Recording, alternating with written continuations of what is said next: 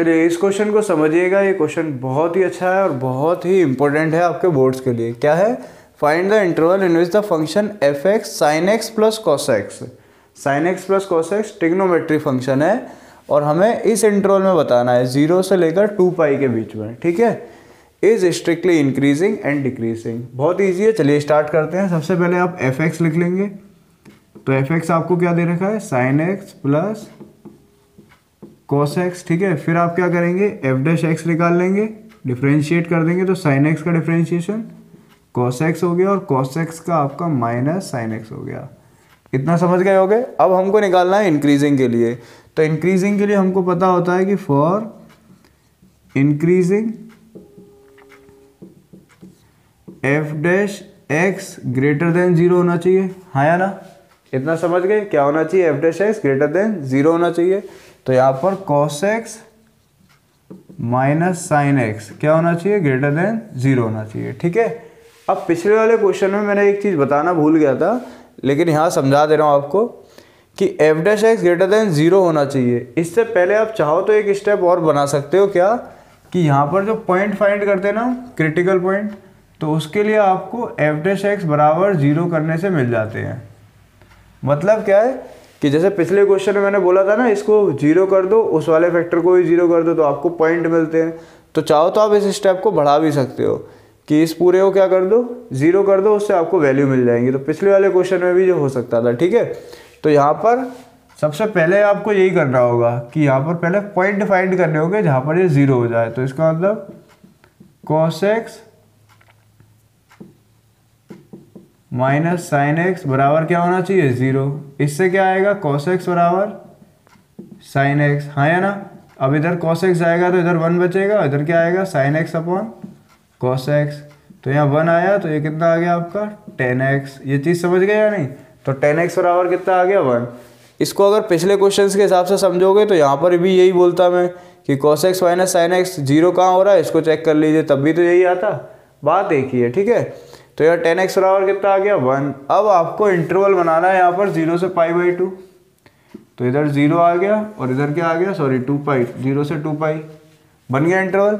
अब tan x बराबर 1 कहाँ पे आता है? देखिए 0 से 2 पाई का मतलब है 4 quadrant, first, second, third, fourth. तो देखिए x बराबर, ये तो सबको पता होता है कि ये π/4 पे आता है, हाँ या ना? x बराबर π/4 पे tan 45 डिग्री है, tan π/4 की वैल्यू कितनी होती है? 1। तो एक पॉइंट आ गया हमारा कितना? π/4। ये चीज़ समझ गए होगे। ठीक है, दूसरा पॉइंट देखिए, tan आपका इधर भी पॉजिटिव होता है, यहाँ tan क्या होता है? पॉजिटिव, और एक थर्ड क्वाड्रेंट में tan क्या होता है? पॉजिटिव। तो एक π/4 आ गया और दूसरा आपका जो पॉइंट आएगा वो आएगा x का पाई प्लस π/4। क्यों? ये देखिए ये π/4 है और इसमें अगर पाई ऐड करेंगे तो आपको सेम वैल्यू मिलेगी और ये थर्ड क्वाड्रेंट में भी तो पहुंच जाएगा ना। जो भी वैल्यू होती है पाई के बाद रिपीट हो जाती है, मतलब जो वैल्यू आपकी π/4 पर है वो पाई प्लस π/4 पर भी आएगी। तो इसलिए पाई प्लस π/4 करेंगे जिससे आपको दूसरी वैल्यू मिलेगी, क्योंकि थर्ड क्वाड्रेंट में tan पॉजिटिव होता है। तो यहाँ पर पाई प्लस π/4 एलसीएम लेंगे तो 4 पाई प्लस पाई कितना हुआ? 5 पाई/4। तो यहाँ से 2 वैल्यूज आ गई आपकी, तो ये कितना आ गया? 5/4 पाई।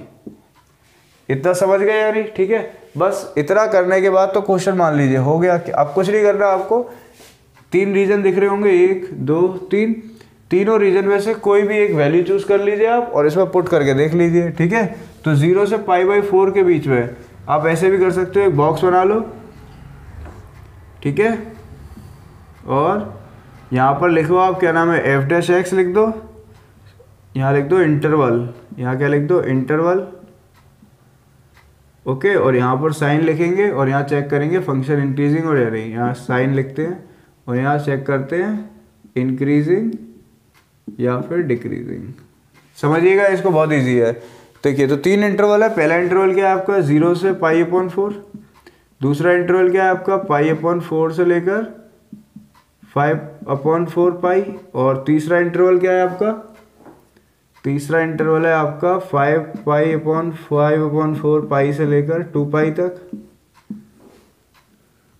ठीक है, तो पहले वाले इंटरवल में देखिए बहुत ही इजी है चेक करना, बहुत ही इजी।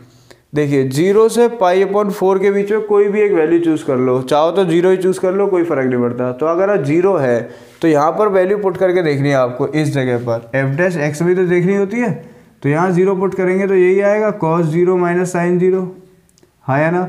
cos 0 कितना होता है 1, साइन 0 कितना होता है 1 0, तो 1 माइनस 0 कितना आ रहा है आपका 1। क्या इस कंडीशन को सेटिस्फाई कर रहा है या नहीं, मेरा सवाल है आपको बताना है, क्या 1 इस कंडीशन को सेटिस्फाई कर रहा है या नहीं, क्या 1 0 से बड़ा होता है या नहीं होता है। इसका मतलब कंडीशन सेटिस्फाई है, इसका मतलब ये साइन आपका पॉजिटिव ही तो आ रहा है, ये 1 क्या एक पॉजिटिव साइन आ रहा है ना, कंडीशन सेटिस्फाई हो रही है ना, तो इसका मतलब यहाँ पर क्या है 0 से π/4 के बीच में इंक्रीजिंग है। ये चीज़ समझ गए या नहीं, क्या है ये इंक्रीजिंग।